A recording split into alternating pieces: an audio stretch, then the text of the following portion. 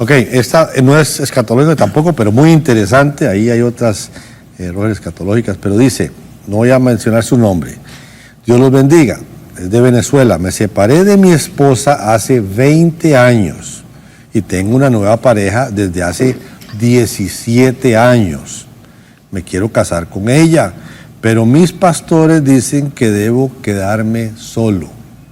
Si fueran de su iglesia, Pastor Armando, ¿usted le daría el mismo consejo? Entonces, se divorció y ahora se quiere volver a casar, ¿es correcto? Correcto. Él se separó y se divorció seguramente y tiene 17 años con su compañera y se quieren casar, pero los pastores le dicen, no, usted tiene que quedar solo. Bueno, la respuesta bíblica es la siguiente. En el caso que fuera de nosotros, viene una persona y me dice, vamos a ponerle Juan, pastor, me divorcié en tanto tiempo. Lo primero que nosotros le preguntamos a la persona que se ha divorciado es bajo qué características se divorció. Si fue porque ella lo engañó a él, o él la engañó a ella, o porque hubo un matrimonio demasiado tóxico, etcétera, etcétera.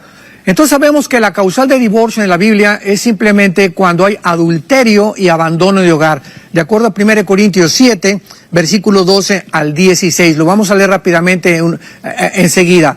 Entonces, a esta persona se le pregunta, si él me dice, bueno, fue por adulterio, porque sí me fui yo con otra y mi esposa me metió el divorcio. Entonces, la obligación de la persona que abandonó a su esposa porque él cometió adulterio es ir con ella y pedirle perdón, ¿verdad? Y buscar la reconciliación, por lo menos durante el primero o segundo año.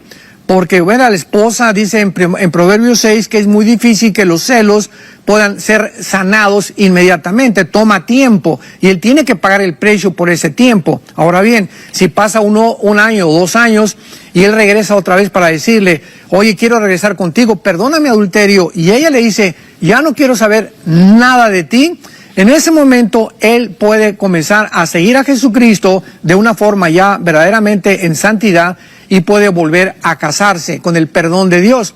Porque dice en 1 Corintios 7, versículo 14, el marido incrédulo es santificado en la mujer y la mujer incrédula en el marido.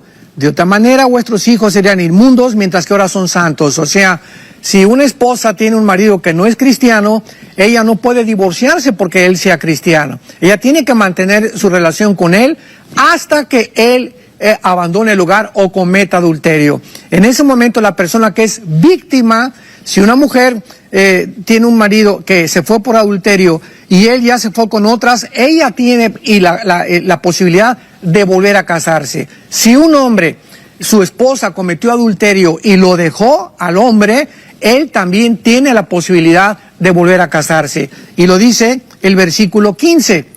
Si el incrédulo se separa, sepárese. Y esta palabra separarse es chorizo en el griego, que significa, y es la palabra que se usa para divorcio. Si el incrédulo se separa, ábrele la jaula y que se vaya el gavilán, ¿verdad? Que se vaya, se fue con otra, déjalo ya, que se vaya. Porque no está el hermano o la hermana sujeto a servidumbre. O sea, la víctima no puede quedarse a velar por los santos, ¿verdad? Como decimos vulgarmente también en México, o sea, a adorarse, o sea, el que se queda abandonado no puede quedarse toda la vida soltero porque dice la Biblia que no es bueno que el hombre se quede solo, necesitamos una mujer. Y en semejante caso, sino que en paz nos llamó Dios. Entonces, la persona víctima tiene el poder o la característica o la libertad bíblicamente de volver a casarse si la persona que lo abandonó cometió el adulterio. Pero esta persona que comete adulterio y se quiere casar con otra muchacha, hay que revisar como pastores en qué condiciones se divorció de la primera esposa, en qué condiciones la abandonó y si ya ha tratado de reparar el problema que tuvo con la primera esposa. Bueno, pero porque si no, ¿verdad? Pues se va a seguir casando 2 o 3 veces más en el futuro. Bueno, pero aquí está bien. Entiendo. No sé si fue claro. Sí, sí, muy claro. Pero, ok, lo que no es claro es la situación de esta pareja. Lo que sí es claro es que tiene 17 años con una nueva persona y no sabemos si tiene hijos. Digamos que tienen hijos. Muy fuerte la luz. Digamos que tienen hijos, Pastor Armando. Si tienen hijos, en esos 17 años, el tratamiento debía ser diferente o igualmente, o sea, ¿qué hacer? 17 años con la nueva persona. Sí, o sea, en ese caso, ¿verdad? Ya cuando hay hijos de por medio, de todas maneras, él necesita arrepentirse de su pecado pasado, porque dice la Biblia, tus pecados te alcanzarán. Ahora, claro, ya formó una nueva familia, los hijos necesitan un padre, una madre, y él puede volver a otra vez a rehacer su vida porque por los hijos, y no va a volver a abandonar a esos hijos simplemente porque se le dice que ya no se puede volver a casar. ¿Verdad? Eso es un error muy grave pastoral. Están llegando algunas preguntas también directamente aquí, bueno, de Perú. Muy interesante esta, dice, no es escatológica. Doctor Armando, tengo 2 preguntas y contarle una anécdota. Si somos imagen y semejanza de Dios, ¿por qué existen asesinos, violadores, femicidas, etcétera? Para mí son hijos de Satanás. No creo que Dios se equivoque en su creación. Segunda, si Satanás sabe que va a perder, ¿por qué es tan terco de seguirle haciendo la guerra a Dios en el Armagedón? Denis, desde Perú. Bueno, en primer lugar, cuando fuimos formados a la imagen y semejanza de Dios, era para reflejar el carácter de Dios. Sin embargo, la Biblia es muy clara en el capítulo 3 del Génesis, donde dice que cuando el pecado entró, esta imagen se deterioró de alguna forma y entonces morimos espiritualmente de Dios, porque somos espíritu, alma y cuerpo. Al entrar el pecado, nuestra relación espiritual se cortó. La muerte en la Biblia, la palabra thanatos en el griego no significa cesar de existir. La palabra muerte en la Biblia significa separación. Entonces morimos espiritualmente, nos separamos, nos aislamos de la fuente de energía que es Dios. Y comenzamos a depender nada más del alma y del espíritu. Entonces, todos los seres humanos están separados, nacimos porque por el pecado original que hemos heredado y además porque pecamos en acción también, estamos separados de Dios. Y en el momento que nos separamos, pues la imagen de Dios se distorsionó y comenzamos a depender de nuestras decisiones, nuestra voluntad, y eso Dios no lo puede impedir, porque entonces impediría todas las guerras, y hubiera impedido el holocausto, hubiera impedido las matanzas de Saddam Hussein, hubiera impedido que se violen los niños, porque en ese momento ya el ser humano deja de ser libre, por lo cual tiene que llegar a un juicio y tiene que ser acusado al final de todas sus acciones. Entonces, esta imagen se perdió, se deterioró, pero mantenemos la semejanza, porque dice el libro de Santiago que todavía el hombre caído tiene la semejanza de Dios, porque dice también Salomón en Eclesiastés 3:11 que llevamos la eternidad entre nosotros, aunque estamos separados espiritualmente, el alma mantiene la eternidad. Sabemos que hay algo fuera de nosotros y por eso existen las religiones. Entonces, esta es la razón por la cual Dios no puede intervenir, porque entonces dejaríamos de funcionar como agentes libres. Y en ese momento también ya no tendríamos la responsabilidad, sino seríamos títeres de un destino que ya había sido predeterminado. Y lo mismo pasa con los ángeles caídos y con las guerras y con todo.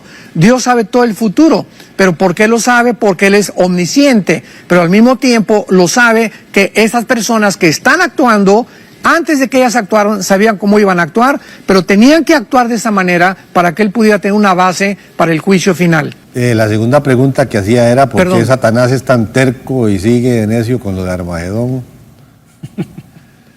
Esa es la contradicción del mal. El mal tiene 2 enemigos.